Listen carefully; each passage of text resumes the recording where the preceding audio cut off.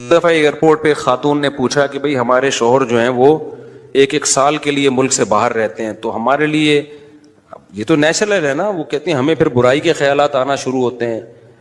تو انہوں نے کچھ سوال پوچھے، وہ حیا کے خلاف ہیں، میں اس کو نہیں یہاں ڈسکس کر سکتا. میں نے ان سے کہا میاں کے علاوہ آپ کے پاس کوئی راستہ نہیں ہے اپنی خواہش پوری کرنے کا.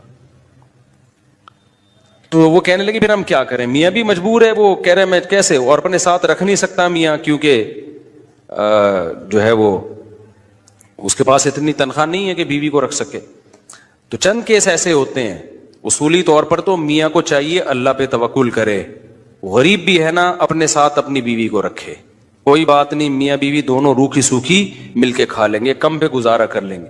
جو بیویوں کو چھوڑ کے ایک سال دو سال کے لیے باہر جاتے ہیں، یہ شریعت میں بالکل پسندیدہ نہیں ہے. اللہ نے بیوی کو صاحبہ کہا ہے، ساتھ رہنے والی. مجھے وزیر آباد میں 1 مہینہ رہنا تھا، یہ بات ہوگی 2006 یا 7 کی. انہوں نے کہا کہ 1 مہینہ آپ نے یہاں اسٹے کرنا ہے. بیانات کے سلسلے میں نا مسجد 1 مہینے کے لیے میرے حوالے کی تھی. تو میں نے کہا بھائی میں تو بیگم کے بغیر 1 مہینہ نہیں رہ سکتا، بچے بھی تھے میرے. تو میں نے کہا 1 مہینہ میں نہیں رہ سکتا، مجھے بیگم بچے چاہیے، ان کا بھی ٹکٹ دو تو میں یہاں رہوں گا ورنہ نہیں رہوں گا. تو انہوں نے پھر بیگم بچوں کا بھی ٹکٹ دیا.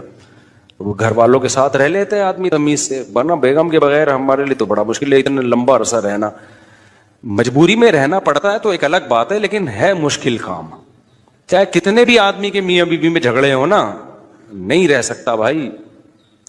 تو 1 سال کے لیے پتہ نہیں کیسے رہ لیتے ہیں لوگ بیگم کے بغیر. ٹھیک ہے ان کی مجبوری ہوتی ہے، میں مانتا ہوں، لیکن اس میں کوشش کرو اللہ پہ توکل کرو. بیگم روکھی سوکھی کھا لیں گے، لیکن اللہ میاں نے بیگم کو صاحبہ کہا ہے قرآن میں. صاحبہ کا مطلب ساتھ رہنے والی. صاحبہ کا کیا مطلب ہے؟ ساتھ رہنے والی. تو اس کا مطلب جب شادی ہو گئی تو وہ پھل ترو کی طرح تمہارے ساتھ چپک گئی ہے. پھول ترو کی طرح اس لیے کہہ رہا ہوں کہ لوگ پسند نہیں کرتے، لیکن اللہ نے اس کو آپ کے ساتھ کیا کر دیا ہے، چپکا. اب جہاں جاؤ گے بیگم صاحبہ ساتھ ہوں گی. آپ شارٹ ٹائم کے لیے جانے کا الگ بات ہے، لانگ ٹائم کے لیے جانا ہے تو بیگم آپ کے ساتھ اللہ نے بولو چپکا دیے. وہ خود بھی گناہ سے بچے گی، تم بھی گناہ سے بچو گے. تو اس لیے یہ طریقہ ٹھیک نہیں ہے سال کے لیے میاں بیوی کا دور رہنا. اور پھر خواتین بھی پریشان ہوتی ہیں. تو گناہ کسی کے لیے بھی حلال نہیں ہے. میں نے اس خاتون سے کہا کہ 1 سال آپ کا شوہر باہر ہے، کیا اس کے لیے حلال ہے گناہ کرنا وہاں پہ؟ اس کے لیے حلال نہیں ہے تو آپ کے لیے بھی حلال نہیں. تو اللہ میاں نے صرف یہی رکھا ہے کہ ایک دوسرے کی خواہش پوری کر سکتے ہیں میاں بیوی، اس کے علاوہ ان کے پاس کوئی آپشن نہیں ہے. تو اب پھر بھی نہیں آ رہا میاں، تو میں نے ان خاتون کو یہ کہا کہ اپنے آپ کو بزی رکھیں. آپ کیا کر رکھیں بھائی؟ کوئی پازیٹیو ایکٹیویٹیز میں اپنے آپ کو کھپا دیں. ایسی موویز تو ویسے بھی ٹھیک نہیں ہے دیکھنا، خاص طور پہ فحش موویز دیکھنا، اور ٹک ٹاک پہ صبح و شام بے حیائی. تو جب یہ انسان کی عادت ہے، جب وہ اپنے آپ کو کسی پازیٹیو کام میں لگا دیتا ہے نا، تو چند دن پھر یہ جھٹکے لگیں گے، اس کے بعد انسان نارمل. کئی لوگ ہیں جو 1 سال گھر سے باہر رہتے ہیں مجبوری میں، بیویاں بھی رہتی ہیں، وہ گناہ نہیں کرتے. وجہ کیا ہے کہ وہ سوچتے ہی نہیں نا اس بارے میں، وہ اپنے آپ کو بزی رکھتے ہیں، مصروف رکھتے ہیں. تبلیغی جماعت میں سال کے لیے لوگ جاتے ہیں. میں تو اس کو صحیح نہیں سمجھتا، بیگم کو، جوان بیوی کو چھوڑ کر جاؤ آپ.